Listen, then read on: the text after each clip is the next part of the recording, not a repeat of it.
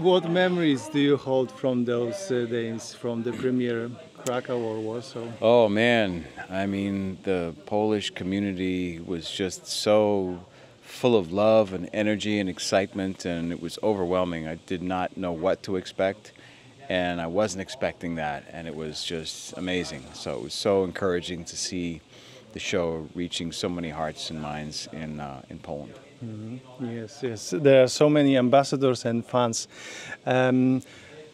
Comparing the season 4 to season 5, what emotions can we expect, or what themes, or how it will change? So maybe we could start to adapt.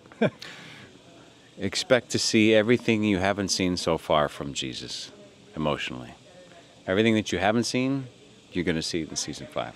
As we approach the scenes at the Lazarus house, many fans have found the interactions with your character mother deeply moving. How do you prepare emotionally for such a charged scenes like this, and what do you envision your character's thoughts and feelings to be? You know, I whenever I do scenes with Vanessa, who plays Mother Mary, it becomes effortless. You know, I think we have a connection as these characters that it makes it so effortless to be able to portray these scenes with her. It's still heavy and intense, but she's such a brilliant actress that I love working with her. Your comedic short videos with Jordan just recently was a hit. So how do you come up with the ideas? I give Jordan all the credit. You know, I mean, he asked me if I wanted to do this video for something for Father's Day, and then when we get together, it just, the improvisation happens, and he had some ideas and I had some ideas, and I think as long as we just continue to, you know, play it straight and keep that love-hate relationship strong between Jesus and little James, you know, off camera, I think it's really funny, and a lot of other people do too, so we'll probably do a few more of those. All right, Yeah. all right. So it's like a family with the cast. 100%, yeah. These are all my brothers and sisters, and I love each and every one of them. They're all so talented and such beautiful people. I'm so blessed to spend all of these seasons, this many years, on this journey with each and every one of them. So that's why I have one more thing for you. This is a Polish car from the 70s. It's called Nysa, and it's a gift of one of ambassadors. You can you can seat all 12 disciples. Really? Here Okay. We'll be driving to Poland in the Nysa here.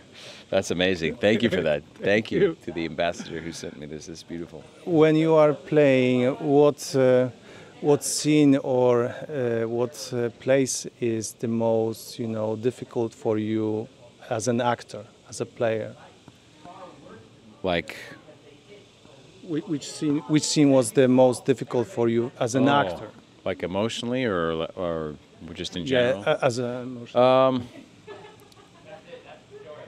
You know, I think it depends. You know, it's the idea of playing, portraying Jesus accurately is essentially an impossible task. Like I'll never figure it out, because it's just, Jesus is unknowable. I mean, he was human, but he was God, right? That's what we believe as Christians, and so how do you do that? I don't know. I can only relate to his humanity, so I think the only thing I aim to do throughout this entire process is to bring the fullness of my humanity to the role, and just pray God does the rest, and people feel something beyond just me as a human actor in this role. And yeah, so there's so much that I feel is out of my control and out of my hands, and I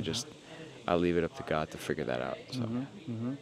Have you ever dreamed of doing like one of the scene from the gospel as you as an actor, and which scene would it be? I mean, one of the scenes that I thought we couldn't avoid was walking on water but I didn't know in the beginning that it was going to be whether or not we would actually get to do it. And at one point, I think Dallas wasn't going to do it because he didn't quite know how he would approach it and how you could make it a scene that wasn't about the miracle of walking on water, that was more impactful than just the miracle itself, which in and of itself is impactful. But in the context of a TV show, I like, how do you make it make sense and impact the audience?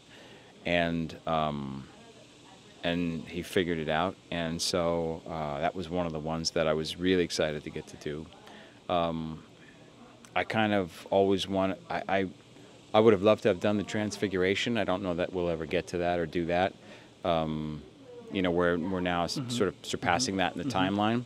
So who knows? But that's something that I thought it's for that same reasons. I think it's just such a singular seminal event. It's like, how do you tie that into a TV show it's got all these different storylines that have to play off of each other and forward the narrative as an entertaining television show, and that's just such a mysterious miracle and event that I think is something that I would love to at some point, maybe one day, get to do that.